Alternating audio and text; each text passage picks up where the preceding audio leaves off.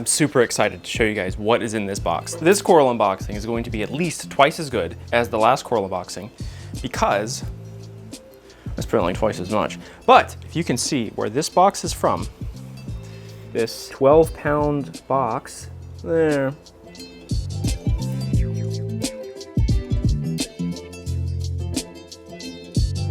Never ordered from Tidal Gardens before, so this is going to be really exciting, and I should note that there are only, I think, 4 corals in here. The size of the box, I believe, is due to 2 of them being Acropora. It's a bold strategy, Cotton. Let's see if it pays off for them. I think one of them is a fairly easy to keep species. The other one might be a little more difficult. Here we go, guys. Tidal Gardens, first ever order. A booklet. Wow, Reefroids, nice. What are you juicing, Larry? Are you juicing now? I have some, but you can't ever have too much. Apparently this is a fairly delicate Acropora species. I just thought I'd try it. Oh, do not dip. Okay, shows what I know. I really only wanted the insulated cooler, that's why I bought some corals. Basically everything except for the snails in this purchase was an impulse buy. And by impulse, I mean the snails I needed because I haven't bought snails for a very long time. And I've only got, I think, 2 or 3 snails left, and some algae eaters would be very helpful. Ooh, that's a big one. Miyagi Acropora tortuosa, that is a big piece. Whoa, that's huge. I'm sure in everyone's reefing career, reefing hobby, reefing history, they have that one, oh, the red dragon's nice too. That's a pretty big one. They have that one time that they didn't dip their corals and they just threw them right in. Well, this is my first experience with Acropora species. And, oh, this yellow Fiji leather, oh my gosh. That was the true impulse buy.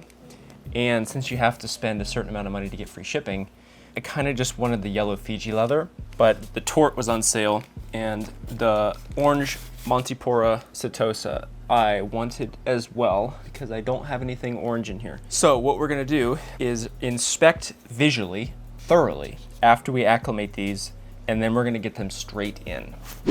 No way, I didn't record that. Shit, dude. I'm gonna let these temperature acclimate in the sump for quite a long time, probably like at least 30 minutes, an hour, 45 minutes, something like that. Let's say an hour. No one's gonna be like, oh, you didn't let them acclimate long enough. An hour. Light off. A bucket for some snails. No dead snails. Put those in there. Then I've got a little drip loop right here. Extremely small drip, just to start them off since there's no water in there. I don't know what I'm doing! I mean, since there's no water, it's kind of hard to slowly acclimate them, but this will just allow them to, I don't know, hopefully this is what you're supposed to do with dry snails. A few moments later. All right, it's been about a half an hour for the snails, well, and for the corals too, but for the snails, they're probably basically ready to go in. I mean, now, so the main reason why I bought snails, other than not having any and wanting to have some again, I do have a couple in here, not that one, but this one on the wall. There's a couple of these, I forget what these are called. But anyway, these guys just sort of hang out in the glass and put eggs everywhere, but then they don't hatch, so I'm not sure what goes on with the babies and why they don't actually make it. But they don't do much algae eating.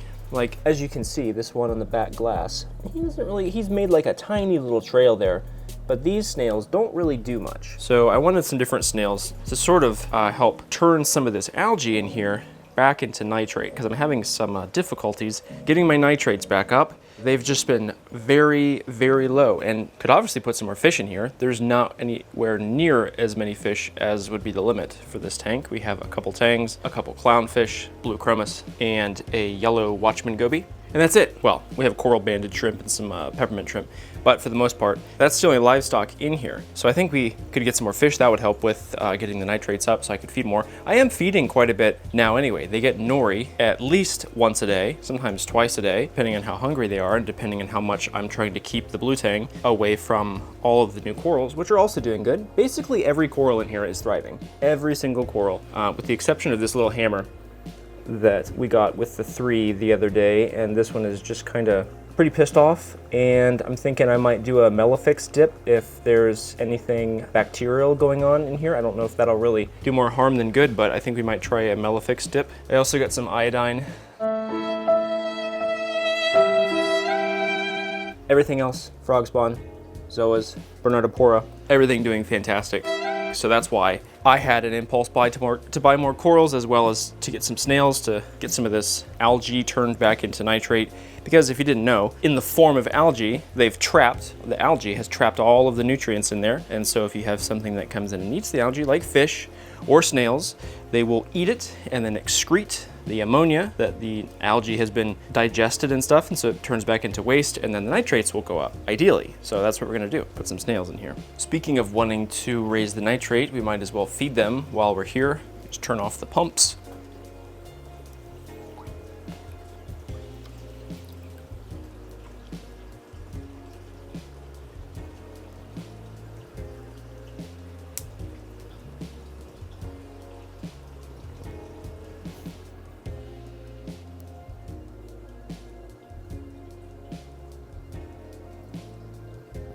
Go ahead and throw the snails in. We can put them right here and watch them slither away.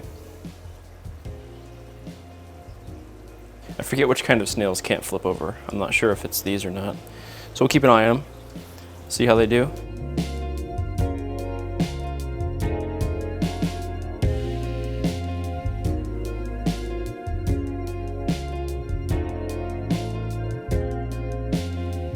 Okay, since those guys are busy having an orgy, we're gonna add the corals to the acclimation tub. We'll do the Setosa. No, I need a bucket. I'm trapped. I'm trapped. Okay, let's try again. I'm not sure if all of these corals are from the same system, so I don't know if they need acclimated to each other's water or not.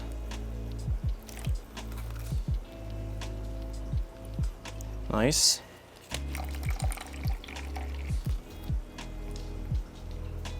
So excited. She's squirting.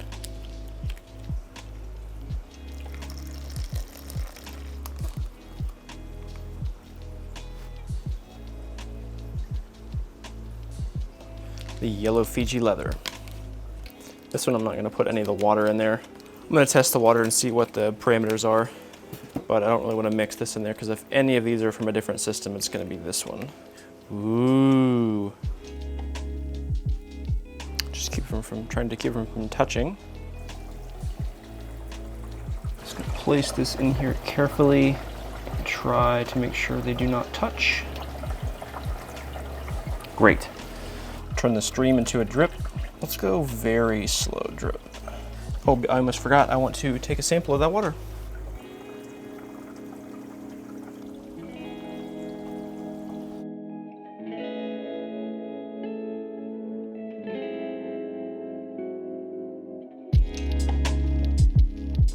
So I just caught the blue tang ripping some tentacles off of the torch coral.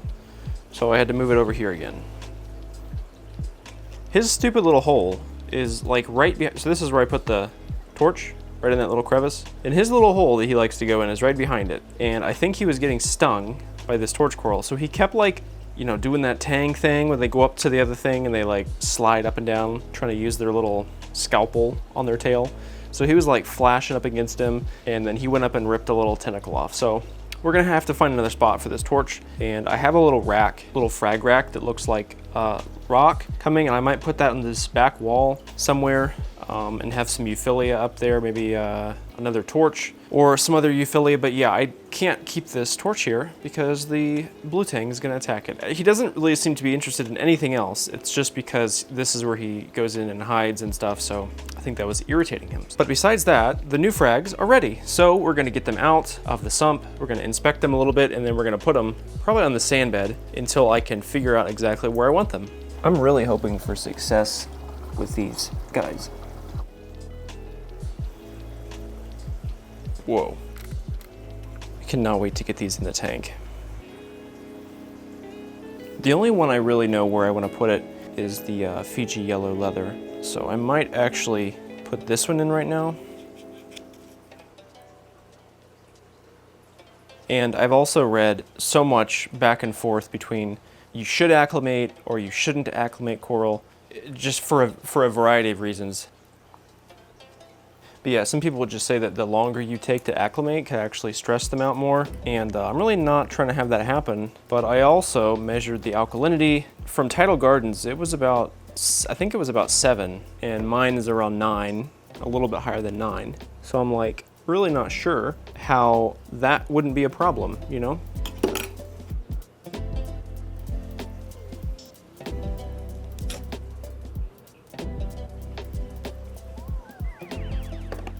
Is a big copepod or amphipod or something. Amphipod. I'll take it. So here we have the 3 SPS corals and the 1 Fiji yellow leather. Little boy's looking a little green. That's all right. This Miyagi Tortusa in the middle. I'm really surprised. I like this a lot. And the main reason I got this one was because, well, I like it, obviously. But it was on sale, so this was only $26. I enjoy the coloration. I know there's a lot of green coral, but I like sort of how the tips terminate into a purple and the base is green. I think this will look really cool. The Setosa, Monopora Setosa, looks really cool. Really nice color. The only other color in here that sort of resembles this orange is the rose bubble tip, which has an orange color right now. Normally they have more of a pink rose color, obviously. And this one's sort of used to, but it's sort of changed into more of a green center with orange tips. And so this is a really nice color. I mean, now that actually there's this coral in here, these other colors, sort of like the red-orange Monty Cap right here, and the Bernardipora down there, they actually stand out even more because of this. I've got to find a spot for these. I think I want to put the red dragon, Carduus. I want to put this guy on the back side of this rock, just right behind here. And I think I might do the same thing with the tort, just on the back side back here. I think that they'll get more flow because of the sump return that's up there, plus this power head. And I think this will be a nice spot to put these acros, hoping that they make it through. Not sure about this guy yet. I'm trying to stage the colors so there's not really any multiple of the same color next to each other. We'll play around a little bit and see what we can come up with. Tomorrow. It's 24 hours later, and let me tell you why I'm excited. This is why I'm excited. It's not that I bought these with the assumption that within 24 hours, these corals would be bleached or dead in some fashion, but I kind of, these tips aren't really as white as they're coming across on camera. Yeah, all of these corals are looking fantastic. Realistically, I thought I'd have some trouble. Because in the past, after acclimating and dipping corals that I've received online, they really have not done well. And these 2 acros, especially this red dragon, I've heard is pretty sensitive. And like I showed you on the packaging slip, it literally said do not dip. And I did not dip, and it's looking great. Same with this guy. Obviously the Montipora Setosa is doing good too. And here's the yellow leather.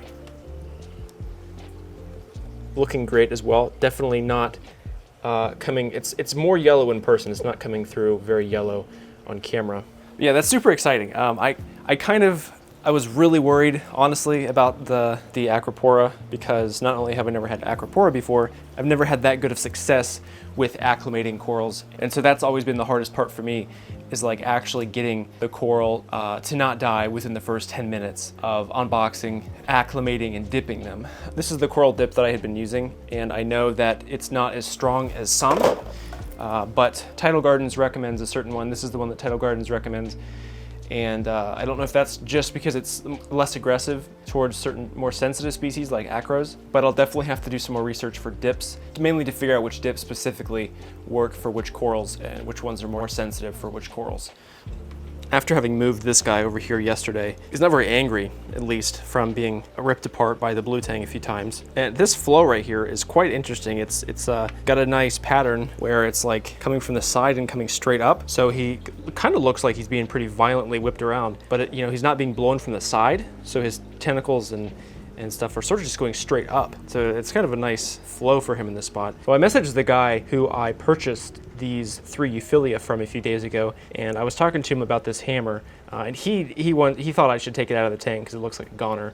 I just bought some Melifix, and then the other thing I got was some Lugol's iodine, and so we can do an iodine dip as well. Kind of not sure which one I should try first. I'm not sure which one is likely to be better. And I also just ordered some sodium nitrate. So we're gonna get our nitrate up in the like 2 to 3 range over the next, maybe over the next week. And with a little bit more nitrate in here, hopefully things, well, not things, everything else is doing great, but maybe this guy doesn't have enough nitrate in the water. That is his problem. I kind of would be shocked to think that the low nitrate is the problem, because we have another hammer with multiple heads that's doing just fine. Same with kind of everything else, even the mushrooms. With the low nutrients, you think the mushrooms wouldn't be doing very well, but they are. So I kind of don't think the nitrate's the issue. And unless anything turns up on this ICP test that I'm about to send out on Monday, hopefully it's just something contained within this coral and that it doesn't spread to anything else, because everything's really healthy.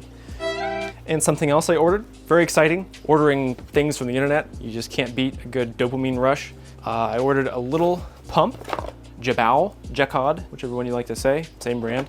I think it was like 100 and something gallons per hour, just slightly more expensive than the smaller size, so I figured I could get that and just turn it down slightly. And we also got a little phosphate reactor. So we're gonna put that guy in the sump somewhere. I'll be cleaning out this section of the sump, and that's probably where the pump's gonna go. And I wanna clean it out first so it doesn't just get to sucking all these sponges up and all this sediment in here. I still need to clean the protein skimmer, so we're gonna get that cleaned, clean up that section. And I've got this dirty filter sock just chilling in here, trying to allow it to return some of the thunder. God dang! It's storming, if you couldn't tell. Yeah, so I got this filter sock in here that was full. I would have normally changed it, but since this nitrate's so low, I just have it chilling in here so it can maybe seep some of that nitrate back into the water, because I really don't like there to be no filtration in the sump, or else this whole thing gets full of sediment and debris and stuff, and that's not cool. You know, like over here in this last section, get all that mulm in the corner. And some of that is, you know, there's bacteria, there's copepods in here that are breaking stuff down and pooping, and then all that stuff will build up in some form, and that's pretty much what you see there. So you can't really eliminate all of it, but if I don't have any filter socks in here, then it's just gonna really fill up completely, because it's all gonna settle in here. But yeah, so we're gonna get that cleaned up so we can put this pump in there, and it won't get full of gunk, and the phosphate reactor won't get full of gunk, at least at first anyway. And the cool thing about, well, this is kind of one of the only reactors that I could find in stock right now. The other ones on bulk reef supply and kind of Amazon type stuff were either really expensive or out of stock, or not something that would be big enough for this tank. So, and I don't really need that much phosphate reacting. This has a little bracket up here, so I'm actually going to put it, I'll probably hang it on the back somewhere back there to get it out of the way. And so the pump will be in here, it'll pump it up to this guy, and then the tube will feed back in to the sump, maybe in this middle section in here.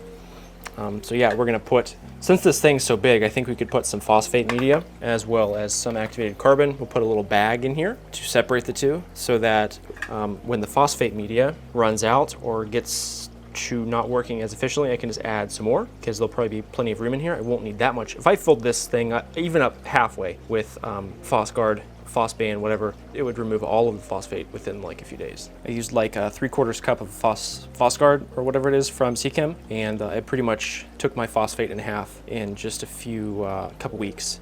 So yeah, we definitely don't need that much phosphate removed. Not a super high input of phosphate. So yeah, that's exciting. I have not had a proper reactor before. I just had a little hang in the back filter, like a freshwater filter with a little filter pad and a little baggie full of phosphate remover and some activated carbon. So I want to add activated carbon as well, and that's what I'm gonna use this for. And the little hang in the back filter, those impellers are not really titanium, so they eventually will start to rust. And the one that I had in here was a little on the rusty side. So that's not good. That's why we got this guy.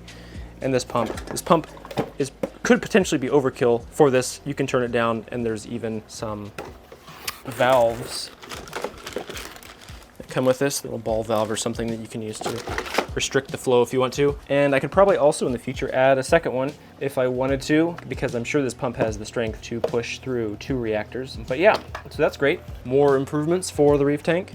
And this is not saltwater reef related, but since this guy's out, this just got me remembering. I just checked my YouTube notifications earlier, and there was a comment from someone mentioning that this pleco is not a mustard spot pleco. And I was like, at first I was like, what do you mean? What are you talking about? It's not a mustard spot pleco. This is an Adonis pleco, and that is one of the largest species of plecos that exists in the world. So this guy will get probably about 24 inches. You know, when I had first got it, it wasn't super obvious what kind of pleco it was, because the mustard spots and the Adonis have the same coloration pretty much. They have the same, roughly the same shape. The tail is a little different on the mustard spots. You can see the tail right now. It's more on mustard spots. It's a little bit less forky and a bit more rounded, but yeah, so that's not really a problem for me because we have other options to put this guy in when he gets too large. But I just thought that's kind of funny. I saw this comment and I was like, usually when people start a comment with bruh, it isn't really full of much information, but this guy was right, I think. And I mean, you guys can tell me I'm wrong or he's wrong if it's not an Adonis pleco, but it does look like one. If you showed me two photos, I'd probably lean on the Adonis side because it does look more like that than a mustard spot, at least at this point. It's still hiding right now, so I can't show you very close up. That evidence would support my thinking. As of lately, I was like, this guy is getting really big, really quickly. I mean, he's definitely pushing 4 inches. If you've watched up to this point in this video, thank you so much for sticking around, and thank you to the people who have subscribed to my channel. At the point of recording this video, we're almost to 1,000 subscribers, so that's pretty crazy. I've only really been doing this on the side for about a year, and the videos and content that I have planned for this channel are just now getting going, so like, strap in guys. If you're not subscribed, consider subscribing so you don't miss the next videos that I have planned, which are gonna be pretty cool. You're definitely not gonna wanna miss those. So until the next video, thank you guys so much for watching, and I'll see you guys soon.